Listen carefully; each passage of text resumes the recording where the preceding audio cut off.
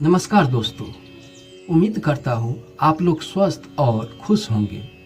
दोस्तों, जैसे कि आपको पता है कि मैं जब भी कोई वीडियो लाता हूँ तो आपको ध्यान में रखते हुए कुछ ज्ञान की बातें लेकर ही आता हूँ। तो चलिए मैं आगे बढ़ता हूँ। इस संसार में कोई भी मनुष्य प्राणी जन्म लेता है, उसे सुख और दुख दोनों एक साथ भोगना ही पड़ता है। मनुष्य को यह भी नहीं सोचना चाहिए कि मुझे दुख क्यों मिल रहा है। अगर हमारे कर्म अच्छे हैं तो हमारे भाग्य में कितना भी दुख क्यों न हो, ईश्वर का जाप करते सुखी जीवन यापन कर सकते हैं। यह सही है कि जीवन में सुख और दुख भाग से ही मिलता है और कर्म से भी। भाग और कर्म दोनों का योगदान हमारे जीवन को निर्माण करते हैं और इसलिए दोनों का महत्व है। आध्यात्मिक ज्ञान के अनुसार भाग की एक भाग इस संसार में अपने पिछले जन्म के कर्मों से निर्धारित है। कर्म एक व्यक्ति के चरित्र और कृतित्व को प्रभावित करते हैं। अच्छे कर्म के परिणाम स्वरूप व्यक्ति को सुख, समृद्धि और शांति मिलती है।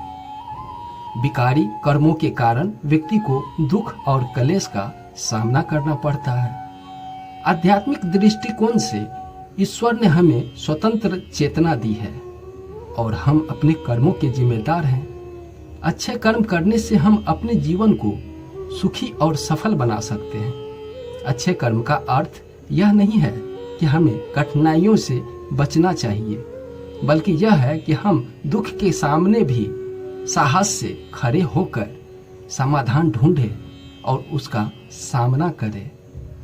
भाग्य भी महत्वपूर्ण है क्योंकि भाग्य ने हमें अनेक संदेशों के माध्यम से अनुभव कराता है। इसे ग्रहों के भविष्य के नियम और पूर्व जन्म के कर्मों से जोड़ा जा सकता है। हालांकि भाग्य के प्रभाव को कर्म से ही भी परिवर्तित किया जा सकता है। अच्छे कर्म करने से भाग्य में सुधार हो सकता है और दुख को कम किया जा सकता है। इसलिए एक व्यक्ति को सुखी जीवन यापन करने के लिए भाग और कर्म दोनों का साथ में मिलना महत्वपूर्ण है। अच्छे कर्म करने से हम अपने भाग्य को सुधार सकते हैं और सुखी जीवन भी जी सकते हैं। इसलिए अच्छे कर्म करने का प्रयास करें और भाग्य के साथ सामर्थ्य का सामना करें। दोस्तों, यह बातें अगर आपको पसंद आई हो तो चैनल को सब्सक्राइब जरूर कर लें। मैं इसी तरह का वीडियो लेकर रोज आता हूँ। धन्यवाद।